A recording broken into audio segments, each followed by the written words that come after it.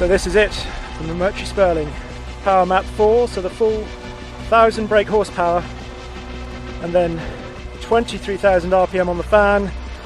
So 2,000 kilos of downforce, 0 to 60 in 1.3 seconds.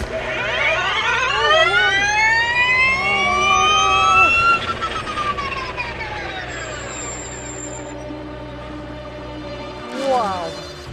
But the mad thing is that rather like the McLaren F1's incredible top speed, the McMurtry Sperling's straight line acceleration is really just a byproduct of what this fan car is really all about. And so today we're going to show you what it can do in the corners.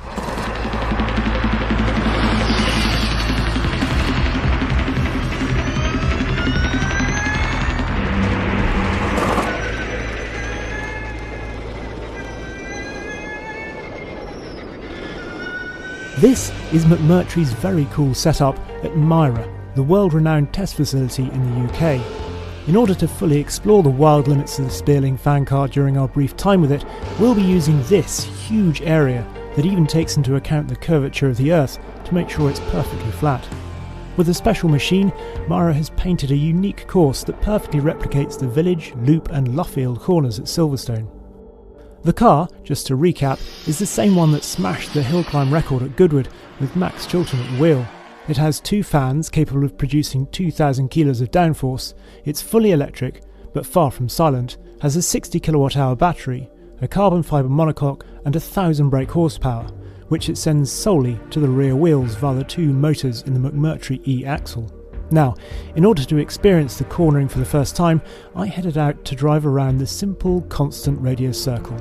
Should be fairly easy, right? There we are, rolling out onto this huge surface out here. I'm just going to do a couple of laps just to scrub the tyres in, remind myself where this circuit goes. This is such a cool thing just to be in. I mean, it feels really super snug in here, and I think snug is the word actually. Amazingly, despite measuring just 11 feet long, 5 feet wide and 41 inches tall, or roughly the footprint of a 60s Grand Prix car, the tiny Sperling will accommodate someone up to 6 foot 7 inches tall. Those shelf-like bolsters either side of my head felt a bit unnerving at first, but they're actually part of the LMP1 standard safety systems. So we're into this steady state circle now. We've got no fans on at the moment, so just sort of holding it in this circle. It's actually really quite nice steering feel. You can feel what the car is doing. And now I'm going to put the fans on. So this is the world first on camera. So it's down here, and this is going to start ramping up. And that's 19k. Okay, so let's see what that's. Oh my word! You can feel the steering just load up instantly. Oh my word! That's mad. It's just that is actually quite disorientating.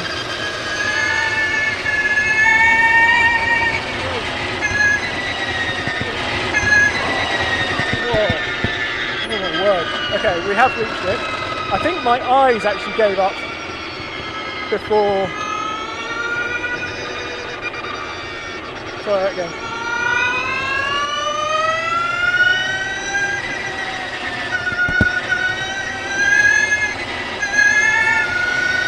I'm not going to hold on. Oh my word.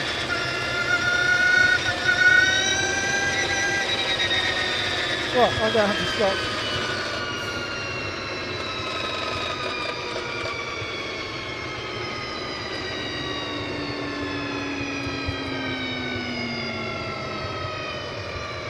Okay, right.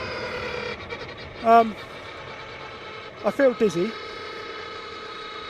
My mouth is really dry. I need a drink of water. That is... I've never felt anything like that in a car. That is such a bizarre feeling of just this limpet-like grip. Nothing approaches that in terms of grip. And how stuck that is. And the sort of forces on my body. I mean, this is, like I say, 2.8G does not do that justice. for like the speed we're going at round there. That is just bizarre. This is not just for camera. If anybody's watched my films before, they'll know that I'm not one given to sort of hyperbole, unnecessary hyperbole. That is going to take a bit of thinking about. And think I did.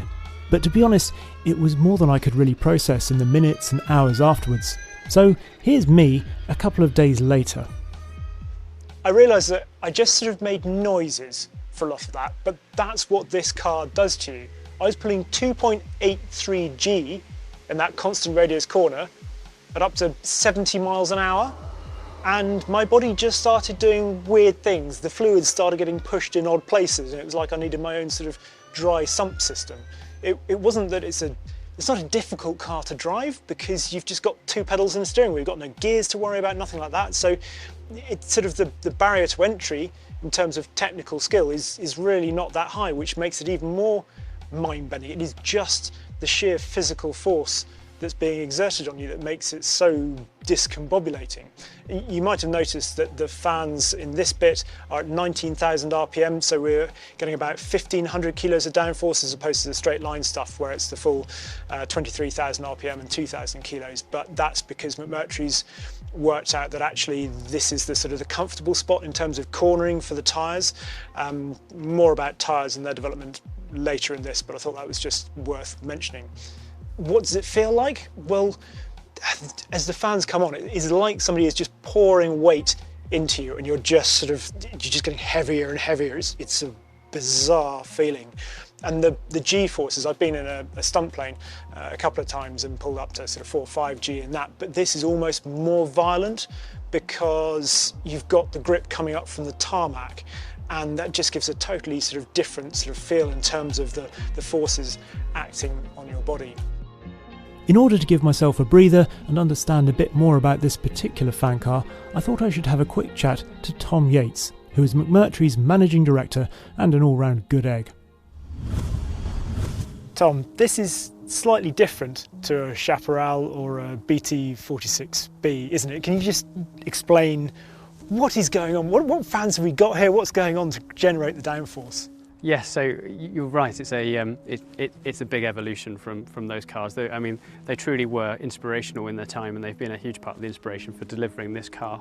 But the whole system has been developed to a much more modern standard, should we say, using all the latest sort of technologies and trickery that we could to make it. One of the really key things to delivering a great downforce system is the skirts, and so the beginning of the journey when you're trying to make a car have excellent fan-based downforce, it's all about the skirt system. So this car particularly employs a skirt system that does a wonderful job of sealing against the surface of the ground, making sure that actually the air that's drawn from the fan system is kept to an absolute minimum. That really sort of, I guess, differs from the Chaparral and the Brabham in that we've got a sort of a moving skirt system that helps to make the system incredibly compact, because by virtue of minimising the losses through the skirts, we get this really, really efficient system that delivers the downforce that you've just felt. Other ways that it differs, of course, are it's an electric fan system. So the beauty of using an electric motor for a fan system is that the correction for torque for changes in flow rate is absolutely instantaneous. So unlike in the Brabham BT46B, where the fan was connected to the crankshaft, I think on the gearbox, where you needed engine revs to be at a particular speed to give you downforce, this is entirely independent, and the ability of the fans to compensate, as I say, is instantaneous. So it enables us to give this really, really sort of constant downforce that the driver can really exploit. And in addition to that, again, different to those previous cars, we've got a dual system, and the reason that we've got a dual system is to give it's almost like aircraft levels of redundancy. We've designed the entire system to be completely redundant from side to side. You felt the power of the system in terms of the way it changes the characteristics of the car. So we had to deliver a dual system just to make sure that should you have the unimaginable happen, a blade failure or something that you just couldn't predict, you've still got the vast majority of the downforce on the other side from the second fan, and that means that if you were to have an issue, it's not a case of a car spearing off. In fact, the system ends up being much more reliable than even, say, a wing on the front of a car that's very easy to knock off into the first corner. It's worked out really well. So. And I suppose something in there as well, there's a couple of things there in terms of the power drain, obviously running a fan from an electric car, but am I right in thinking that actually that's less than you would have to have in terms of overcoming the drag with conventional wings downforce? Is that right? Yeah, that's absolutely right. When you get to the point that you're doing a really good job of the sealing, the power that the system requires to deliver that downforce tends towards zero. Essentially, if you could completely perfectly seal the skirt system, you would need no power to run it, in the same way that a suction cup doesn't need any power to stay stuck to a window. By virtue of doing a really, really good job of the sealing, we're in a position where the power of the system is really, really low, yet delivering Formula One levels of downforce. In fact, this particular car, we believe, delivers downforce, sort of surplus downforce more than that of a Formula One car, up to really quite high speeds, sort of 160, 170 miles an hour, depending on what sort of leaked information you believe. So it will drive on the ceiling, presumably? Everyone wants to know. So it wouldn't just drive on the ceiling. I think there'd be opportunity to do for all sorts of tomfoolery on the ceiling while you were hanging up there. So you could park it up there. You could park it. I think we could go so far as doing the first ever upside down burnout one day. Who knows? I think I might let Max Chilton volunteer for that one. The skirts, by the way, are slightly inboard so that you can clip curbs on a circuit, although a full track limits breach that would break that crucial seal is not recommended. Oh, and just in case you're worried about following one on a track day, it has a multi-stage filtration system, meaning it doesn't spit anything larger than dust particles out of the back. Tom says it's essentially the world's fastest road sweeper. Right, time to get back in the car and try the full figure of 8 course. Let's turn those fans back on. Fans, please! It's a Richard O'Brien quote. Right, let's try and really push this. Oh, the acceleration over there! Oh, you just stamp on the throttle. That is nuts, absolutely nuts.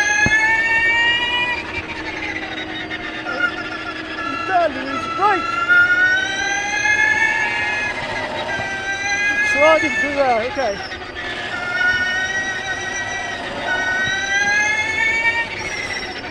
Looking so much further ahead than I've ever had to before in my life. I mean, trying to talk and do this is... my mouth is genuinely dry. That's another slide. And this is really tyre limited.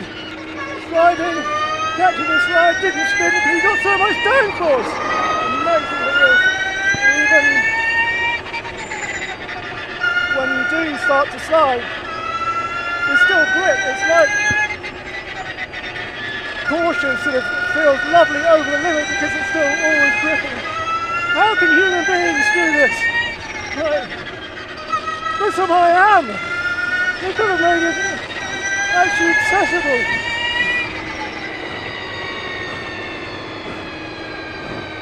That's my breathing. I'm not trying to create some sort of blue movie soundtrack. Here's fans spooling down. I'll just do a cooling down lap for me more than the car. I'm physically, I'm relatively fit. I think. I always have thought I have. I could do a 10k in, once did it in 34 minutes. This is just, it takes so much thinking about it. And this is just a simple sort of figure of 8 with different radius corners, obviously. And trying to, you can look so far ahead and you can catch those little slides. That's the weird thing, because it sort of gives you time. You think, I'm generating so much grip, how can I be sliding? But when you do, because it keeps that grip the whole way through, it's not losing downforce. You don't get a gust of wind and suddenly lose downforce, which you hear the F1 drivers complaining about. It's just there the whole time. even if I had spun, I hate spinning, so I'm glad I didn't, but even if you do, apparently it just stops ridiculously quickly because all the downforce is still there, even backwards. I know you're intrigued about the spinning thing now, aren't you? Well, just for you, I did go back out and I pushed it until I spun. Here you go.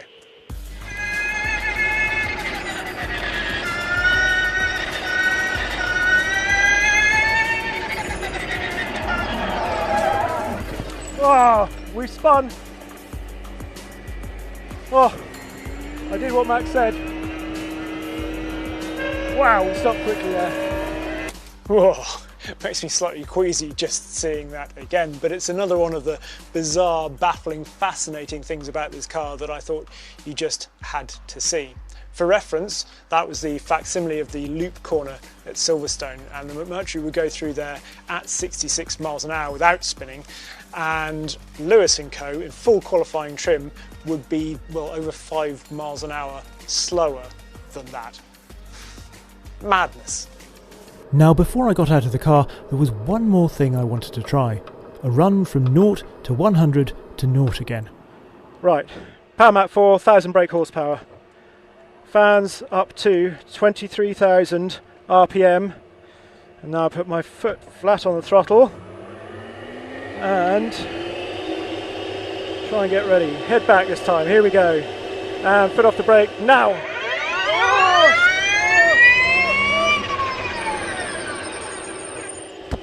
Wow, that was 0 to 100 to 0. Actually, it wasn't. That was a 0 to 113 and back to 0 again because, well, frankly, I just couldn't keep up and hit the brakes in time. I went from 0 to 113 miles an hour in 3.38 seconds. I then went from 113 back to 0 again in 2.7 seconds. So what does that mean? Well, it means a 0 to 100 to 0 time of under 6 seconds is on, which is just bonkers. Even crazier, it did that whole thing in under 170 metres, just under 100 metres to get to 100 miles an hour, and then 67.8 metres to get back to zero again. That's utter madness. Part of the reason I wanted to do that, though, was to highlight the braking, because in a conventional downforce car, what you do is you smash the brakes as hard as you can when you've got all that downforce at high speed, but then you have to bleed off the pedal as the downforce and speed decreases. In this, you don't have to do that. You can just keep your foot absolutely smashed against the pedal and it will take it. Hence the fact it's got massive 390mm brakes, which is really, might look massively overbraked for something that weighs about 1,000 kilos. Now, you might be thinking that some of these ludicrous figures will be watered down for the customer versions of the car when they go on sale. But you'd be wrong. So the car that people are actually going to be able to buy is going to be even faster than this. Indeed, yeah. So we're building a derivation of the Spearling Goodwood car called the Spearling Pure, and it's, in honesty, the aesthetics of the car remain very, very similar to what we've produced here, but under the car it's completely new. Under the skin, we've got an all-new powertrain, got an all-new battery system, new fan system, and we're building it on a new tyre as well. So we're going 60mm wider with the rubber front and rear, which from our simulations suggests that we'll get another 25% more cornering force. So a little bit more than what you've just experienced. The lap time effect is really strong, as you'd expect. Yeah, it's going to be an amazing new thing. That's just, I'm struggling to compute what I've just felt. So the idea of having, this is it's a much bigger tyre, so that's mad.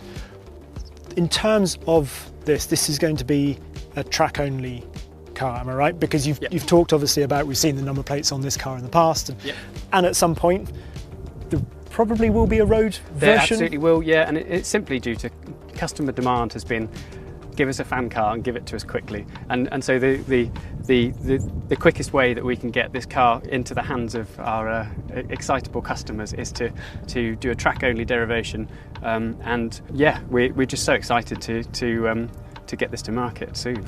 So with this new battery pack, etc., what are we looking at in terms of if I turned up to a track day? Have you got any sort of, how many laps can I do? Is it one lap and then you're done? On a circuit like Silverstone National, the simulation suggests that at the sort of the outright lap record pace of that circuit, we would be doing 10 plus laps quite happily. And I think most people find themselves desperate for a break after those sorts of durations. And am I right in thinking that that's the current outright lap record pace, and this could actually potentially go faster than that? Certainly than the national record. So the Silverstone national record, I believe, is held by 2005 Formula One car, and the performance of the Pure will be quite outstanding. but hopefully, as you've seen, it's very approachable. It's not just for Formula One drivers to enjoy. It's a car that you can really grow with, and it's been lovely to see you exploit the limits of the grip and to get it sideways with the downforce on today. Really enjoyed watching it. So there we are, even more performance to come in the customer car. It's going to cost £820,000 plus taxes, but honestly, I don't want to use the word bargain, but compared to the cost of other hypercars, I can't see potential customers balking at the price. And the thing is, whatever else you might have in the garage, you're not going to have anything like this. It is a completely different automotive experience, which is probably why, slightly bamboozled and baffled, I sat on the car and said this in conclusion at the end of the day. Speed, it seems to me, provides the one genuinely modern pleasure. It's not my words, those are the words of Aldous Huxley in an essay that he wrote. And he was talking about the fact that the car provided something that no man had ever really experienced before in terms of speed, because it was different in terms of being on a horse, which went up to, say, 20, 30 miles an hour perhaps, but the car could go so much faster. And so humanity was experiencing something totally new. And that's kind of how I feel with this, because this is providing a sensation of speed that, well, I don't know that humanity has ever really experienced before. Yes, aeroplanes can pull massive G, but that's up there, kind of with not really any reference points. And Formula One cars can't provide the downforce that this does at low speeds. It is genuinely mind-blowing to experience, and something that is, well, as you've seen, quite hard for me to get my head around in a way. And I was asked when I got out of the car, did I like it? But it feels sort of wrong in a way to say, did I like it? Because it feels bigger than that. When Neil Armstrong stood on the surface of the moon and experienced something no man had ever experienced before, did he like it? Well, that's sort of belittling it in a way. It's somehow bigger than that. I'm not saying this is stepping on the moon, but in automotive terms, it's incredible.